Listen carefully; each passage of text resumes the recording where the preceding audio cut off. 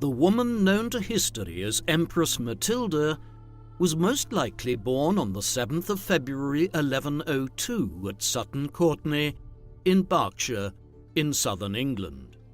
Her father was King Henry I of England. Henry was the youngest of the sons of William the Conqueror, the Duke of Normandy, who in 1066 had led an army across the English Channel and began the conquest of England from the Anglo-Saxons and Danes.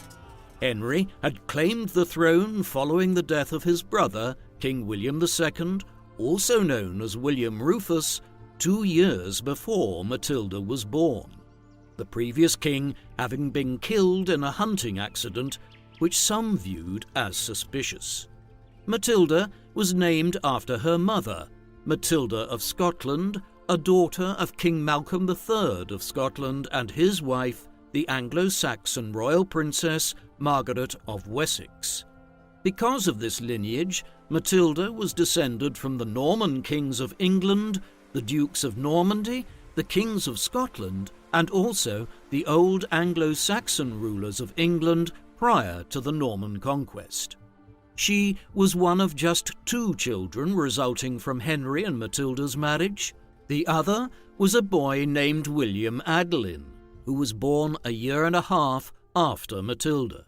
As a male child, William became heir to the throne at his birth, but should anything happen to him, Matilda would become Henry's heir, though this would be problematic at a time when rulers above all else were expected to be military leaders.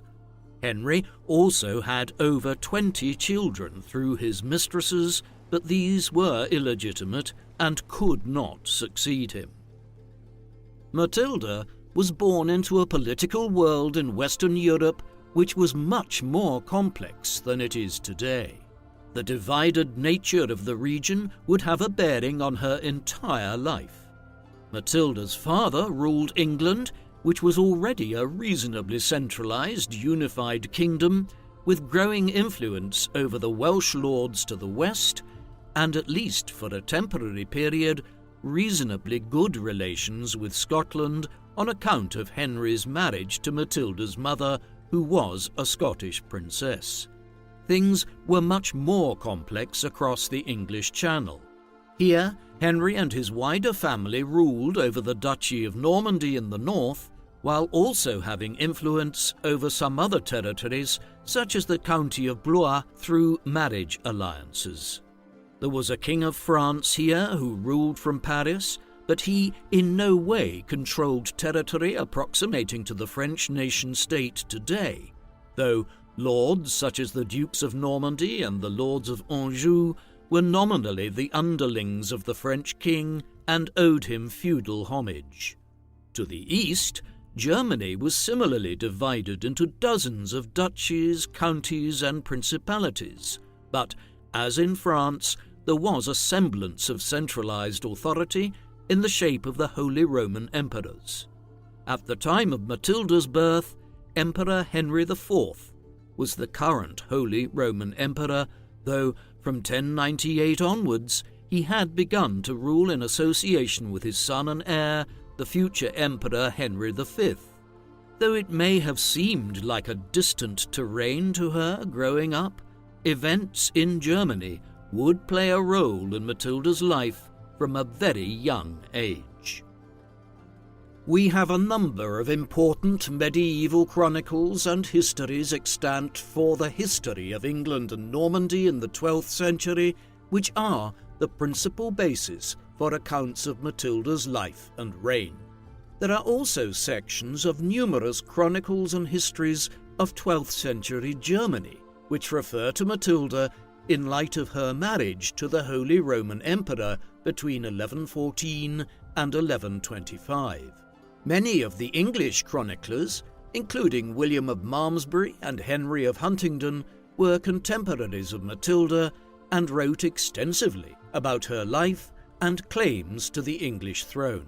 A few of these are positive, though the majority present a negative picture of her, notably the Gesta Stephani, which transliterates as the Acts of Stephen, a text which unsurprisingly enough, given its title, was a partisan account in favour of the claims which Matilda's cousin Stephen had to the English throne.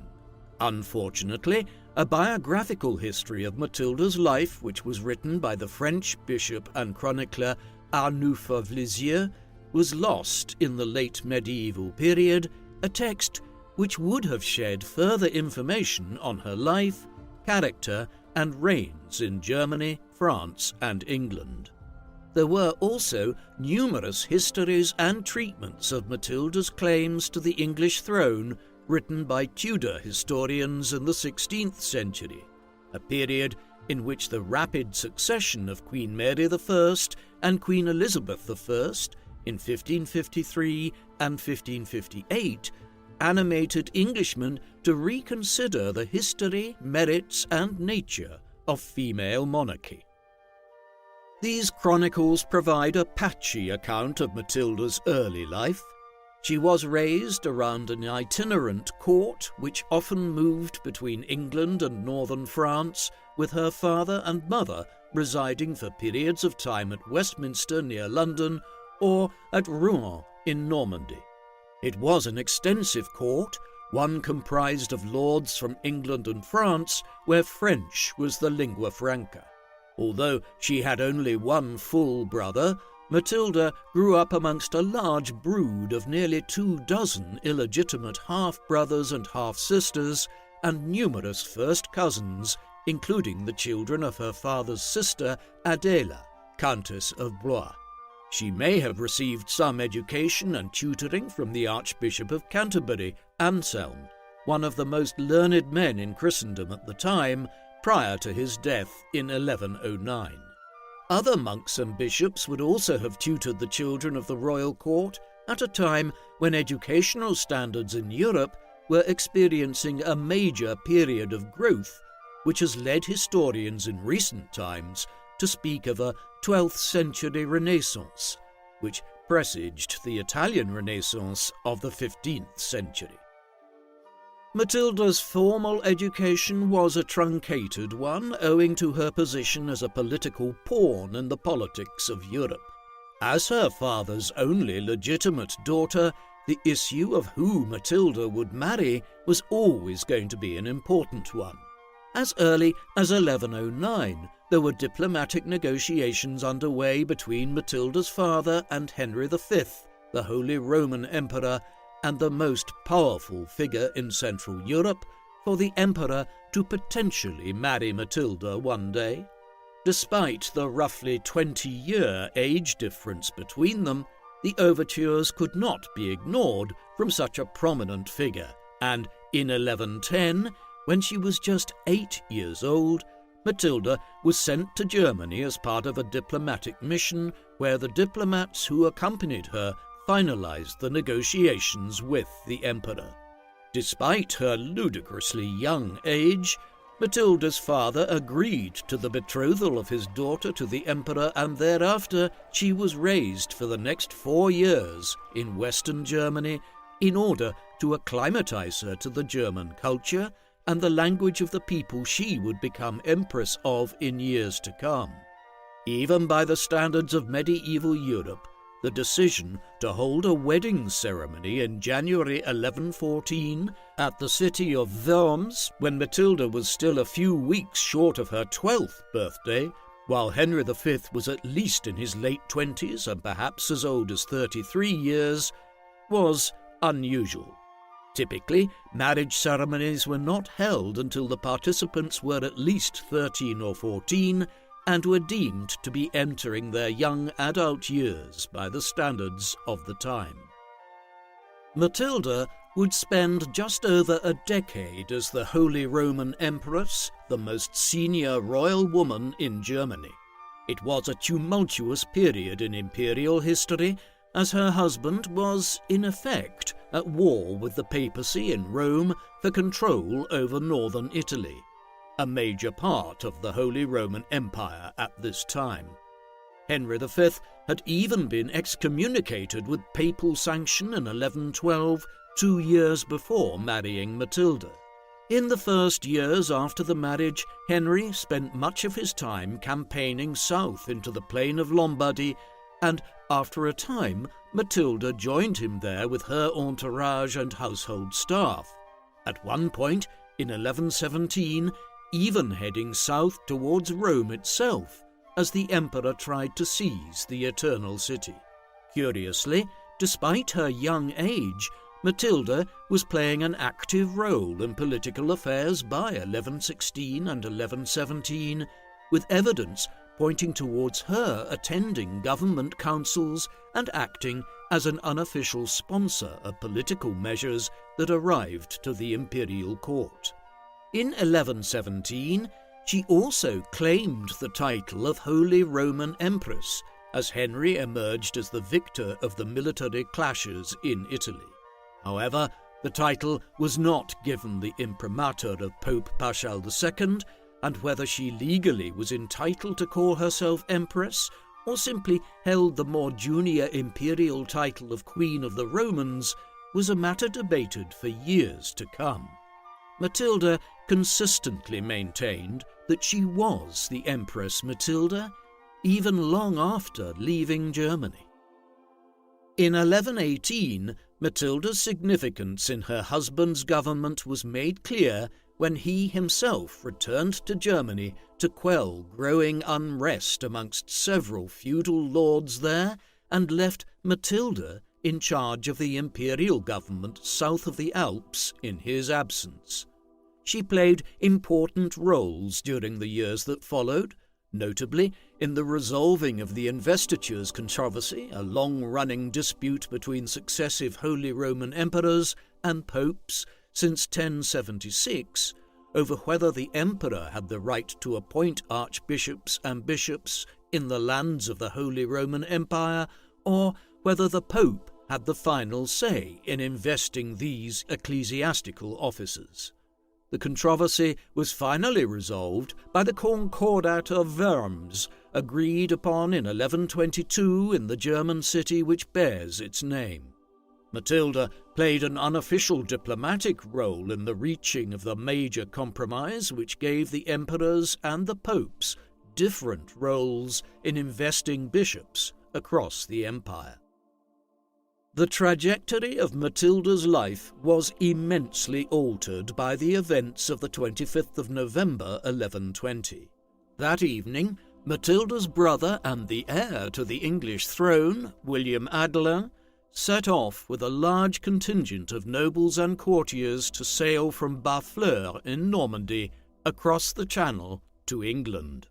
As well as William Adler, several of the king's illegitimate children were on board, though Henry himself was not, having already made his own preparations for sailing back to England.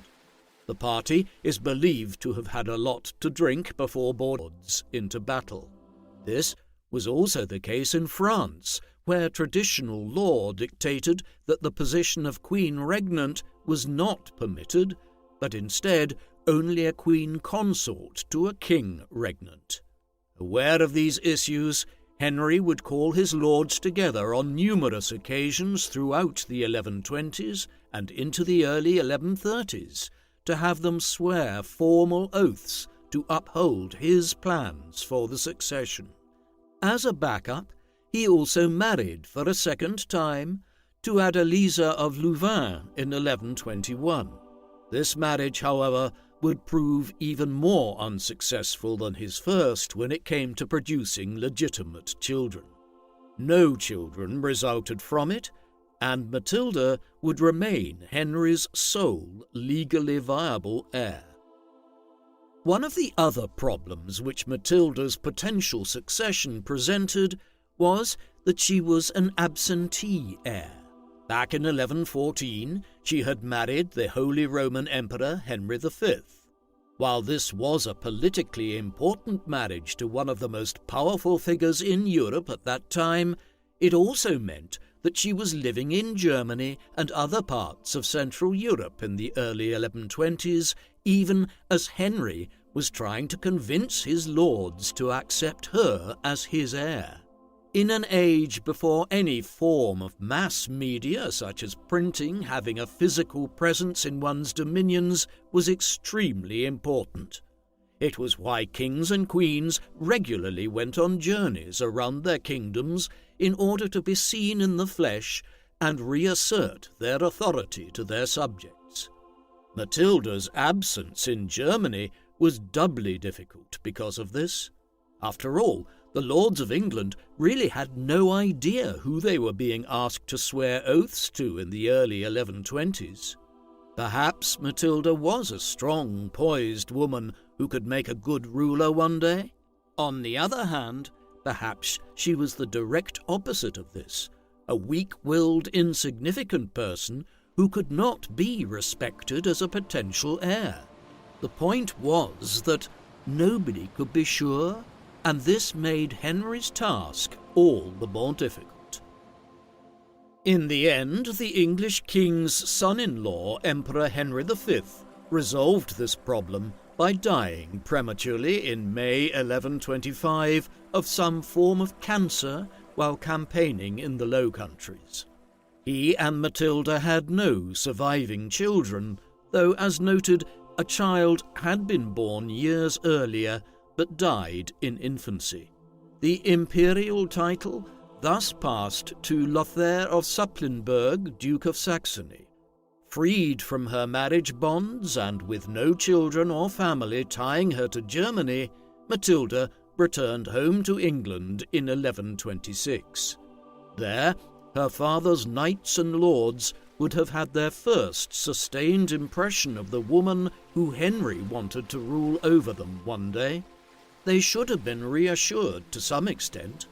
Matilda was a poised, capable woman, one who might not have been able to lead them into battle in the traditional sense, but who many would have believed could make a good queen. Still, others could never be convinced of the plausibility of a female monarch, and others were disillusioned more broadly with high levels of taxation which the king was imposing and which deepened their opposition to his succession plans. After a spell in England, Matilda crossed the English Channel and took up residence in Normandy. Here she continued to style herself as Empress Matilda despite the death of her husband, the Emperor, in 1125, an affectation which subsequent chroniclers and historians were happy to continue, and Matilda remains known to history as Empress Matilda to this day. In France, her father soon arranged another marriage for her. This time, the proposed groom was Geoffrey Plantagenet, the son and heir of the Count of Anjou, Touraine, and Maine. The counties of Anjou, Touraine, and Maine were sizable feudal lordships which lay to the south of Normandy, north of the county of Poitou, and to the west of Paris. They covered a substantial proportion of north-central France, and so Matilda's marriage to Geoffrey was, at least on the surface, an astute move, which ensured Matilda would have financial and military backing if she had to fight for her crown after Henry died. Yet the marriage was problematic in other ways. Geoffrey was still 10 weeks shy of his 15th birthday when they married on the 17th of June 1128, and once he succeeded as Count of Anjou, Touraine, and Maine the following year, he soon developed a reputation for heavy-handedness which aroused the animosity of some of the more minor lords of Normandy to the north. This alienated some further potential supporters of Matilda, though in the end the resources which Anjou was able to bring to bear after Henry's death were crucial in keeping Matilda's hopes of claiming the throne alive. The late 1120s and early 1130s were difficult years for Matilda. Much of this was brought about by the ongoing issues concerning the succession. By this time, Matilda's first cousin, Stephen of Blois, was emerging as a clear rival. Back in 1125, around the time Matilda's first husband died and she began preparing to return to England, Stephen had married Matilda of Boulogne, who had just succeeded as Countess of Boulogne. This made Stephen lord of one of the foremost polities of northern France, one which lay right on the coast of the English Channel, as well as further lands in Kent in southeast England, further strengthening his position. Meanwhile, Matilda's marriage was troubled, and within a year of it Matilda decided to leave Anjou and went to live in Normandy. A reconciliation was arrived at in 1131. However, the entire situation had irked Matilda's father, who believed she was letting her personal feelings get in the way of the need to find a lasting political solution to the succession crisis.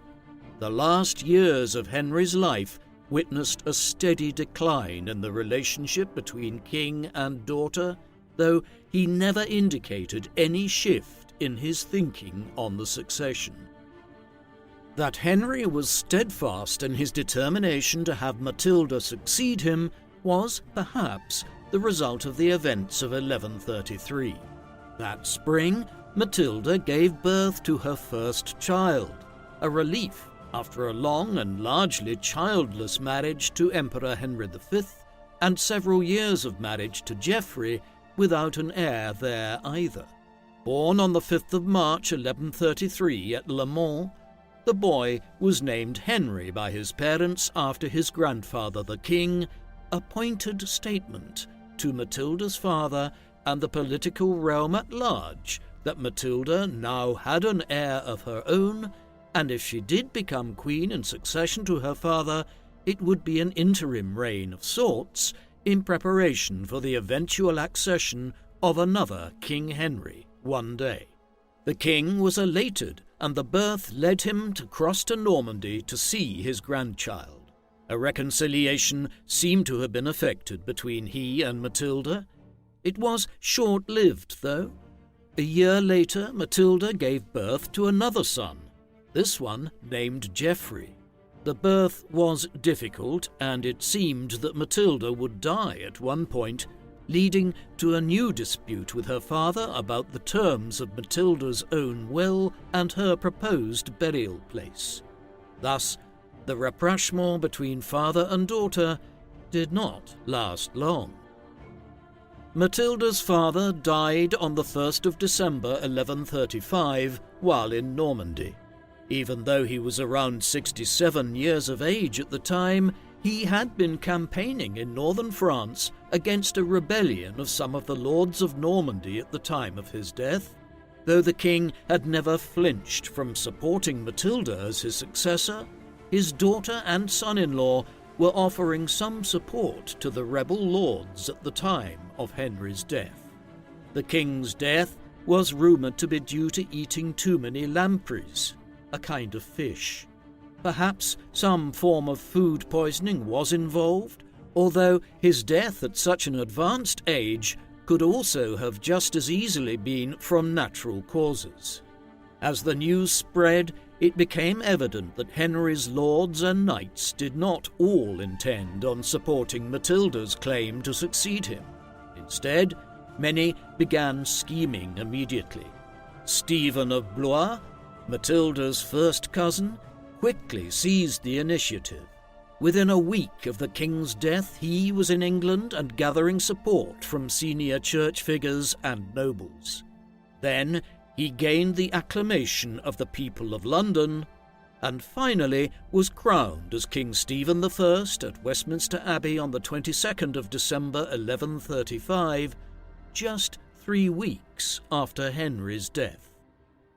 Stephen had managed to secure the crown in breach of the wishes of Henry I, in large part because of propitious timing and positioning.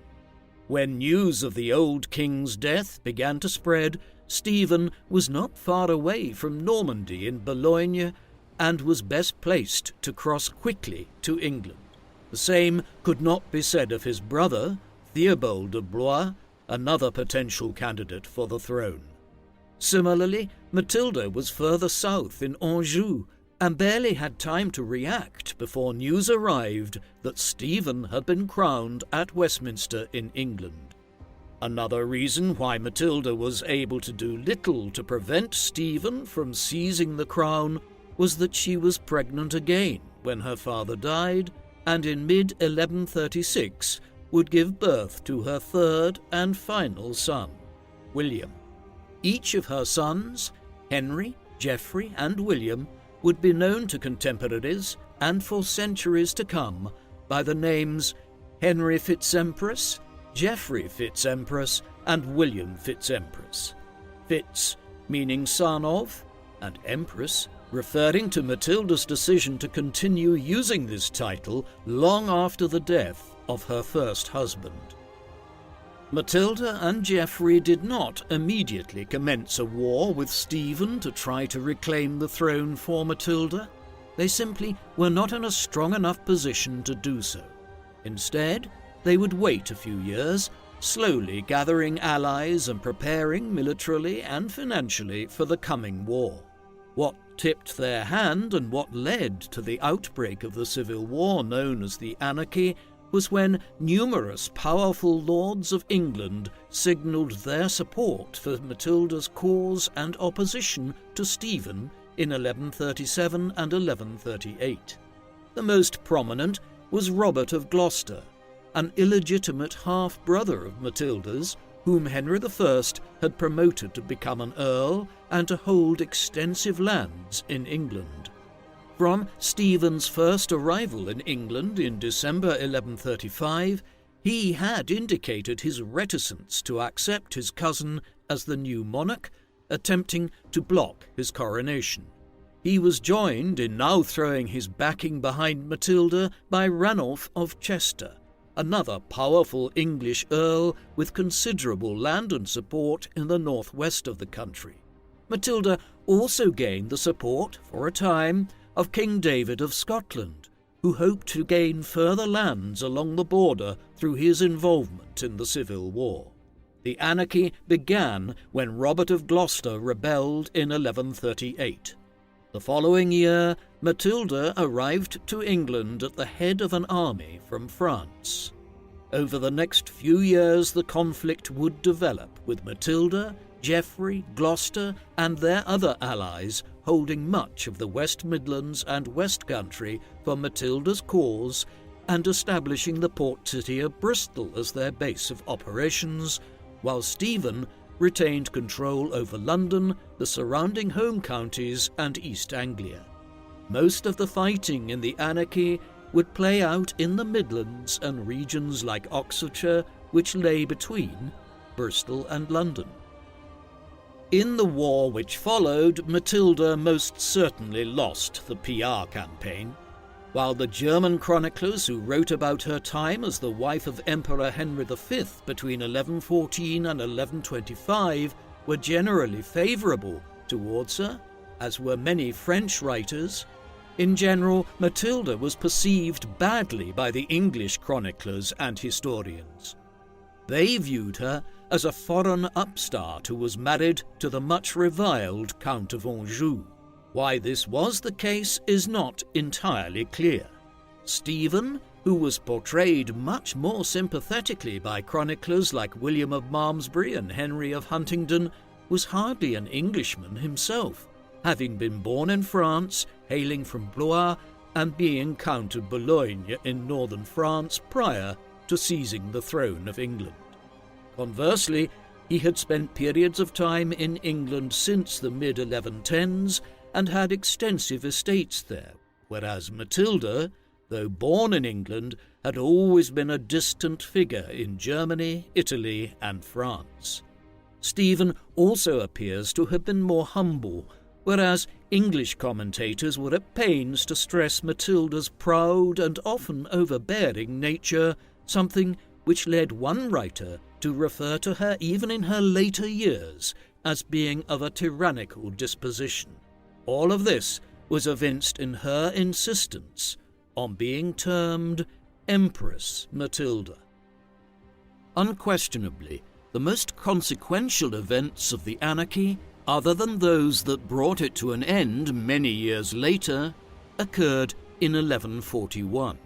Early that year, Stephen was laying siege to Lincoln Castle when Robert of Gloucester marched with several hundred knights and a large contingent of Welsh allies to relieve the siege.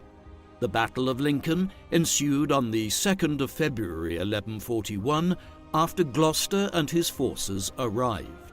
It was a decisive defeat for Stephen, one in which he was abandoned by many of his allies under pressure from Gloucester's forces. Stephen and his own entourage became surrounded in the midst of the melee, and despite their efforts to fight their way out, Stephen was captured by Gloucester's forces. Now a prisoner, he was taken west towards Bristol, where Matilda ordered his imprisonment in Bristol Castle. This incredible victory left Matilda seemingly victorious, though Stephen's cause was not defeated. No sooner did word arrive to London and Westminster of the king's capture than his wife, confusingly also named Matilda, began gathering forces to strike back against the Empress and to keep Stephen's cause alive. The brief war of the two Matildas which would follow would soon lead to another major shift in the military and political landscape. All of that lay in the months ahead. In the immediate term, Matilda had won a major victory over Stephen and had her great adversary in captivity. She now moved to claim her birthright and fulfill her father's wishes for the succession by becoming ruler of England. And yet, there was a peculiar aspect to this. Although Matilda generally used the title of Empress, and she was now aspiring to become queen, she did not adopt either of these titles, instead issuing royal charters and grants under the title of Domina Anglorum, meaning Lady of the English.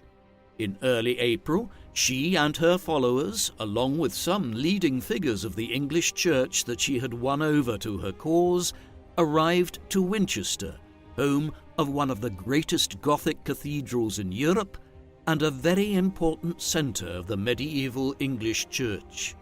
There, Matilda was made queen in a makeshift ceremony. However, a subsequent campaign to try and seize London failed, and Matilda gained neither the acclamation of the people of the capital nor was she crowned at Westminster. This was despite winning over Geoffrey de Mandeville, who controlled the Tower of London at the time, yet when Matilda advanced to try and enter London, the inhabitants indicated their clear unwillingness to allow her entry. Somewhat surprisingly, she did have the agreement of Stephen himself, who told some of his supporters to agree to the coronation of Matilda, perhaps fearing that he would be murdered at Bristol if he did not. Nevertheless, many people continued to view Matilda's coronation as entirely illegitimate. Matilda did not have long to enjoy her success. The other Matilda, Stephen's wife, Matilda of Boulogne, had gathered sufficient forces by this time that she was able to begin campaigning into the Midlands with the aid of her brother-in-law, Henry, Bishop of Winchester, and William of Ypres, a lord of the Low Countries who had brought mercenary troops to England to aid Stephen. On the 14th of September, they descended on Winchester and thoroughly routed the forces which were gathered there in support of Matilda. The rout of Winchester was significant in that Robert of Gloucester was also captured during the fighting. With her foremost ally and half-brother now in the hands of Stephen's wife and his allies, Matilda had no option but to arrange for the release of Stephen from Bristol. Hence, not much more than half a year after defeating Stephen at Lincoln, capturing him and having herself proclaimed as Lady of the English, Matilda was forced to release her cousin, and the civil war was back to being as contentious an affair as it had ever been. Because Matilda did not renounce the titles she had adopted in April 1141, It is usually held by historians of the period that there were, in effect, two monarchs of England that had been crowned in different ways, King Stephen and Queen Matilda. This situation would continue throughout the 1140s. This was a period of a truly peculiar amount of instances in which the leaders of the Civil War were captured, imprisoned, escaped, or narrowly avoided being detained. Matilda herself had two close calls. The first came in 1141 when she was at Devizes Castle in Wiltshire. It had been built a half a century or so earlier by the Bishop of Salisbury and became one of the foremost strongholds in southwestern England by the end of the reign of Henry I. Matilda was here in 1141 when some of Stephen's forces arrived there. They appear to have been unaware that Matilda was at Devizes. Nevertheless, any effort by her to try and escape would have resulted in her being detected. Consequently, she decided to sneak out by dressing in burial clothes and then being tied down onto a funeral bier. Her attendants then carried her out of Devizes as though they were removing a corpse. Apparently, Matilda stayed in her prostrate and bound position for many hours until the company had made their way entirely out of the region in which Stephen's forces were marauding and to the safety of Gloucester. Later, her forces recaptured Devizes, and she would reward the inhabitants for their help in aiding her escape, granting them a royal charter to hold markets as a small borough town. A second close call occurred in 1142. After the rout of Winchester and the release of Stephen and Robert of Gloucester, the fighting in 1142 began to centre on Oxford.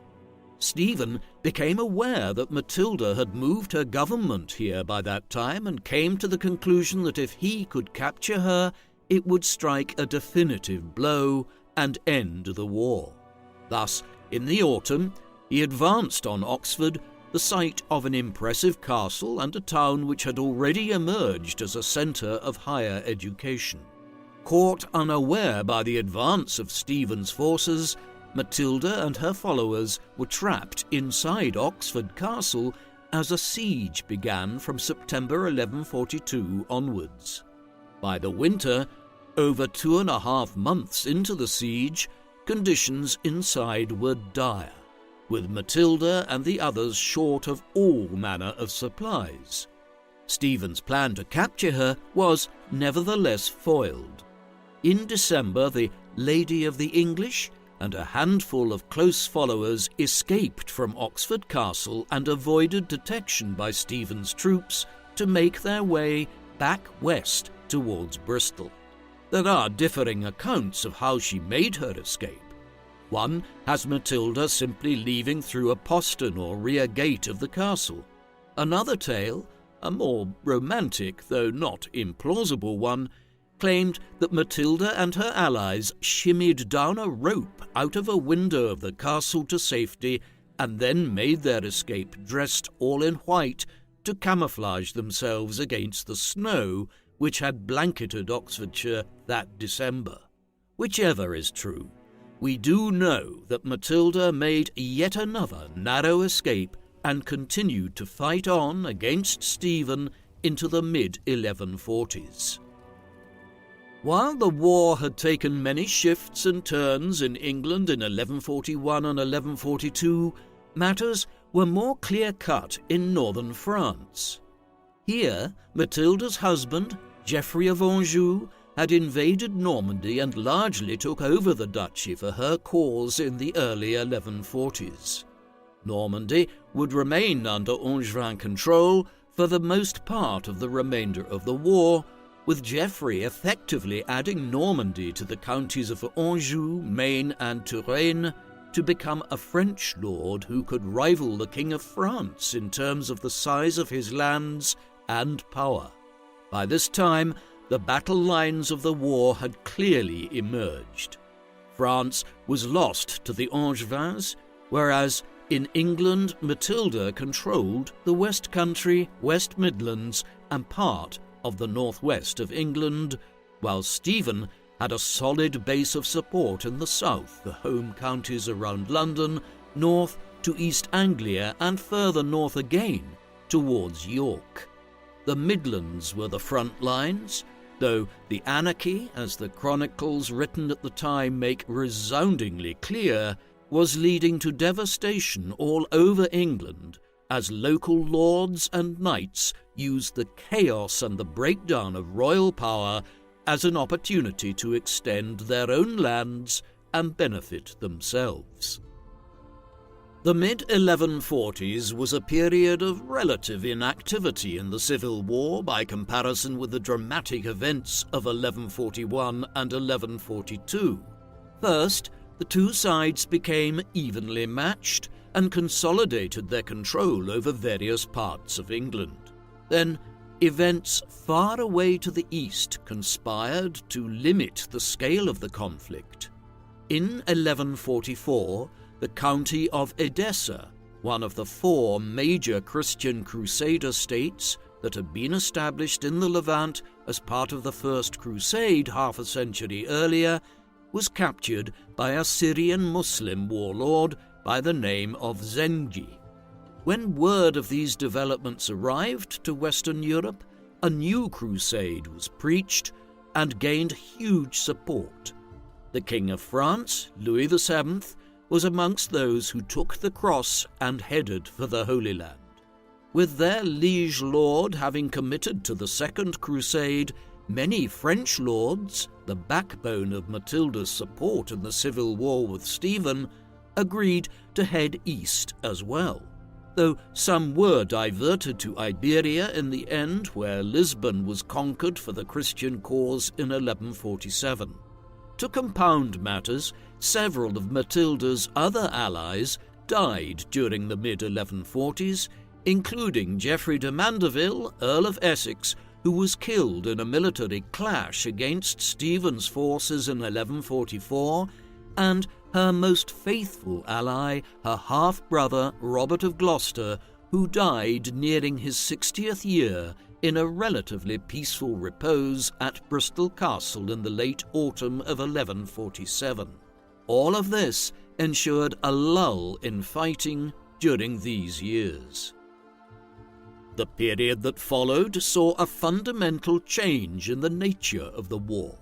By then, Matilda's eldest son, Henry Fitz-Empress, was entering what would be considered his teenage years today, but which in the medieval era were deemed to be the first years of adulthood. In such a situation, he was increasingly presented as the potential future king if Matilda and her allies were successful in the conflict, with the possibility even that Matilda would rule in association with her son. As early as 1147, when he was just 14, Henry crossed to England from northern France at the head of a large force of mercenaries that had been hired to compensate for the loss of many troops that had headed on crusade. A symbolic changing of the guard followed as Robert of Gloucester passed away, and then Matilda left England herself in 1148. The latter decision was partly taken owing to a clash between Matilda and the Bishop of Salisbury, Jocelyn de Bohun, over the ownership of Devizes Castle, the stronghold in Wiltshire which Matilda had made her dramatic escape from disguised as a corpse back in 1141. The bishop claimed control over Devizes, even though Matilda often resided there. The dispute had escalated in the mid-1140s, with de Bohun even involving Pope Eugene III. Deciding to cut her losses, and with her son now playing a more prominent role in affairs, Matilda headed for France.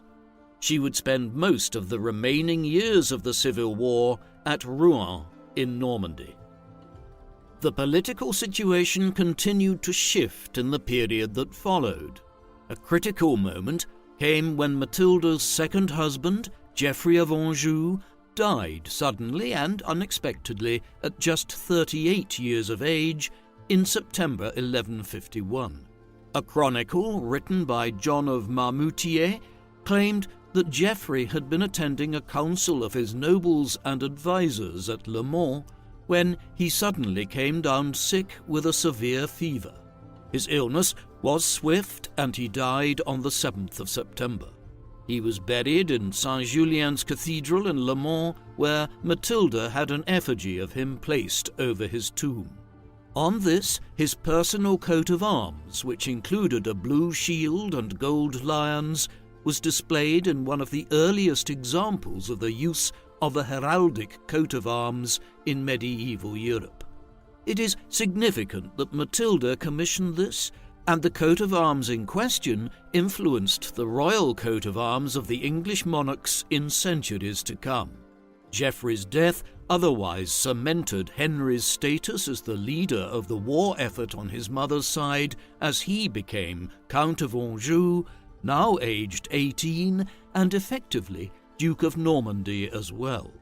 Already emerging as a shrewd military leader and political ruler, Henry, in conjunction with his mother, began playing a diplomatic game in the early 1150s, whereby the papacy, the King of France, and the Lords of England were all courted to support Matilda and Henry's claim to the throne, the realization being that diplomacy might gain what war had failed to acquire over the previous decade. On the opposing side, a rival was emerging to Henry.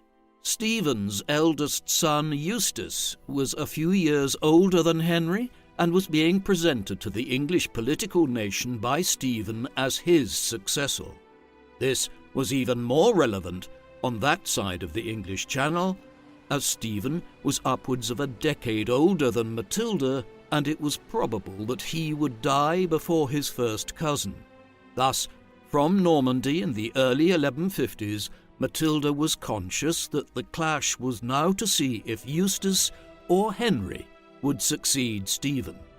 The days when she might claim the throne herself and rule in her own right in realization of her father's wishes so many years earlier were passing. Events culminated around the siege of Wallingford Castle in 1153, where Stephen hoped to defeat one of Matilda's major English allies, Brian Fitzcount. Henry campaigned against Stephen to prevent this. After a stalemate had been reached yet again that summer, an agreement was reached, variously known as the Treaty of Wallingford and the Treaty of Winchester. Through this, Henry agreed to end his efforts to supplant Stephen and accept him as King of England, with the condition that when Stephen died, Henry would succeed him, not Eustace or any of Stephen's other sons. The Treaty of Wallingford had seemingly brought the anarchy to an end after 15 years of civil war and decades of tension over the succession. One wonders what Matilda's reaction was in Normandy when news of the agreement which her son had reached arrived there. The settlement was perhaps not as concrete as it appears, though. In the months that followed, Stephen embarked on a flurry of activity to rouse his allies and tour England. It leaves the suspicion that he was making plans to try to renounce the agreement and commence the war again once the time was politically advantageous. However, just as the death of members of the royal family during the White Ship disaster in 1120 and of old King Henry I in 1135 had led to the anarchy, the deaths of two royals in quick succession ended it in the mid-1150s. First, Eustace died unexpectedly in August 1153, and then Stephen died just over a year later in October 1154. With this, the anarchy came to an end. Matilda was victorious, though the victory was largely for her son, who quickly secured control over the government of England after Stephen's death. He was crowned on the 19th of December 1154 as King Henry II at Westminster Abbey. Fittingly, during the ceremony, one of the crowns which was used was that which Matilda had brought back from her time married to Emperor Henry V in Germany 3 decades earlier, a symbolic statement of how Henry's mother had kept her line's claim to the throne alive since her days in Central Europe as a young woman.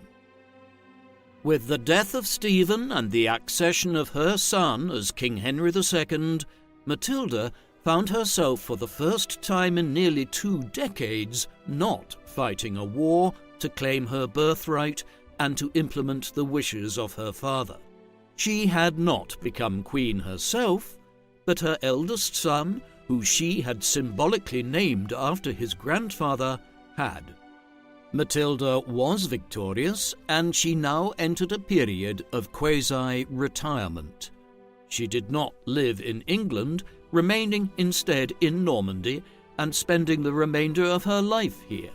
Although Henry was the Duke of Normandy, his mother acted as one of his senior representatives here as the new king, unlike his great-grandfather and grandfather, William the Conqueror and Henry I, viewed himself primarily as an English monarch rather than a French lord who just happened to be King of England as well. During these years, there was also a symbolic effort to acknowledge Matilda's position as the daughter of King Henry I. Consequently, despite her retirement in Normandy, we have royal charters and other government documents from the second half of the 1150s and into the 1160s which bear both Henry and Matilda's names and royal seals, a tacit acknowledgement that although Henry was the king, he had only become so through his mother stepping aside to allow him to succeed Stephen. During her later years in Normandy, Matilda became a major patron of the church and the religious orders in northern France. In particular, she was known for the favour she bestowed on the Augustinians.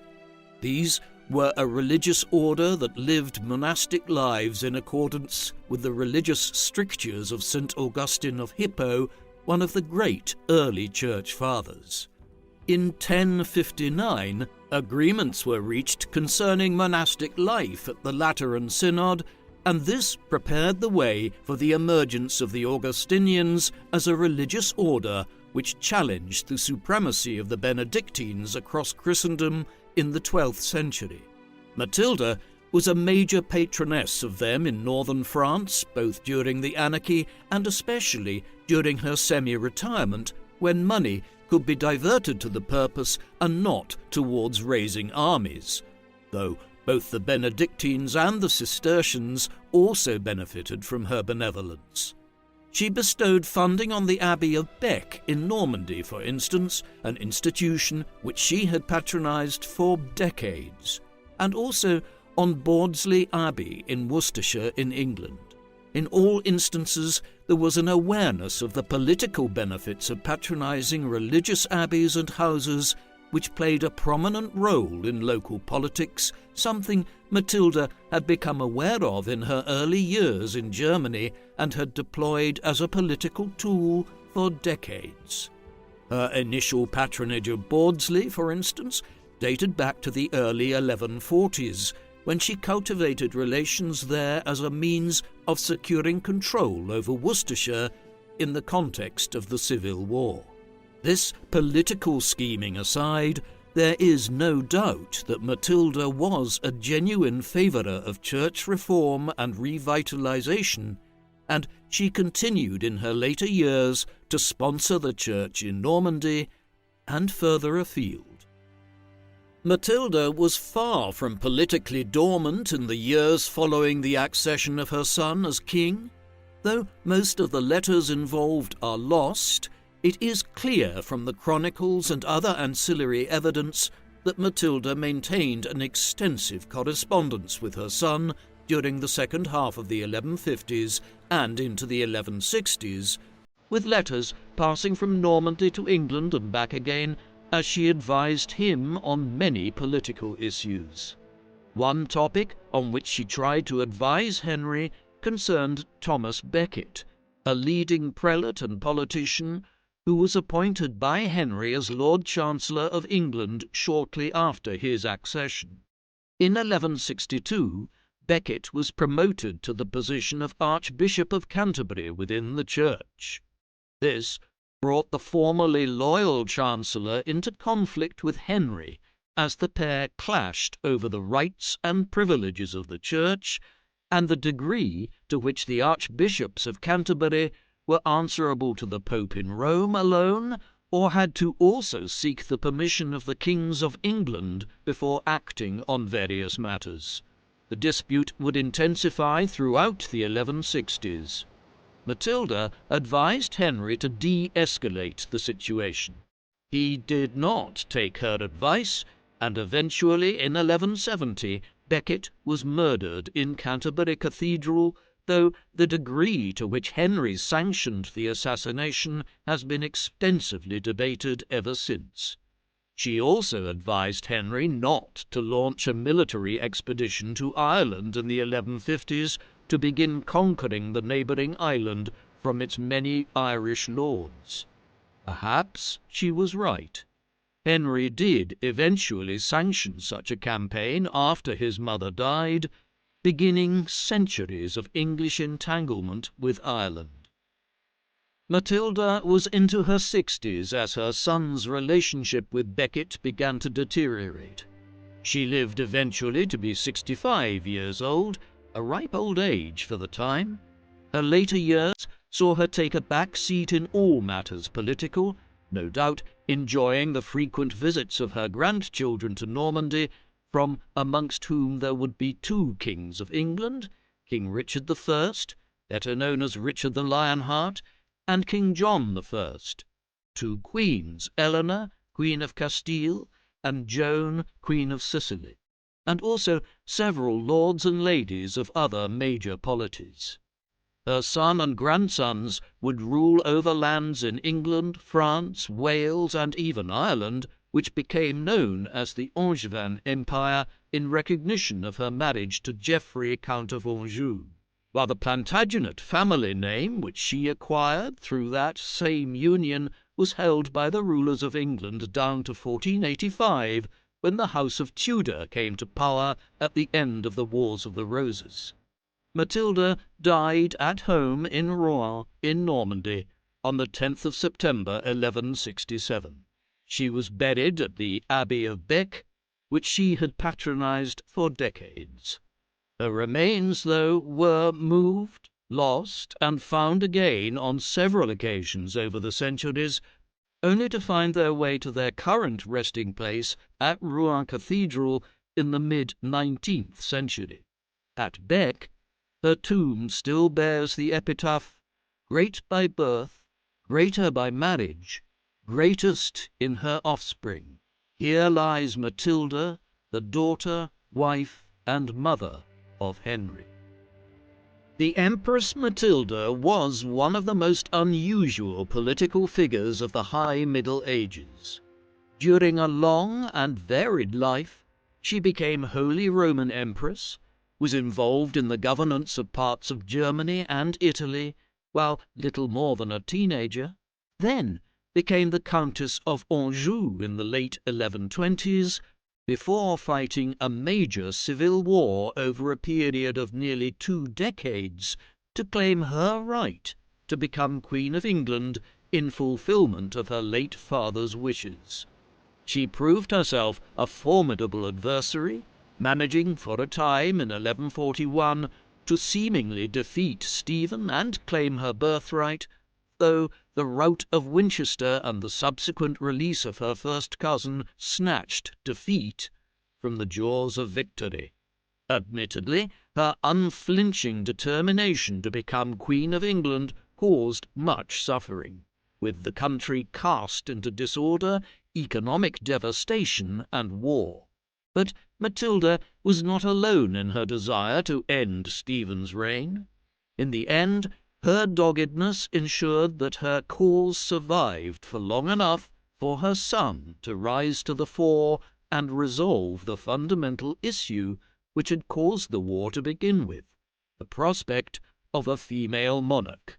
In the end, Matilda was not able to fully realize her father's plans for the succession, but the accession of her son as King Henry II in 1154 was as good an alternative as could be construed out of the chaos of the anarchy. What do you think of Empress Matilda? Do you think she would have made a great queen had she been allowed to rule by both Stephen and the English nobility? Please let us know in the comment section. And in the meantime, thank you very much for watching.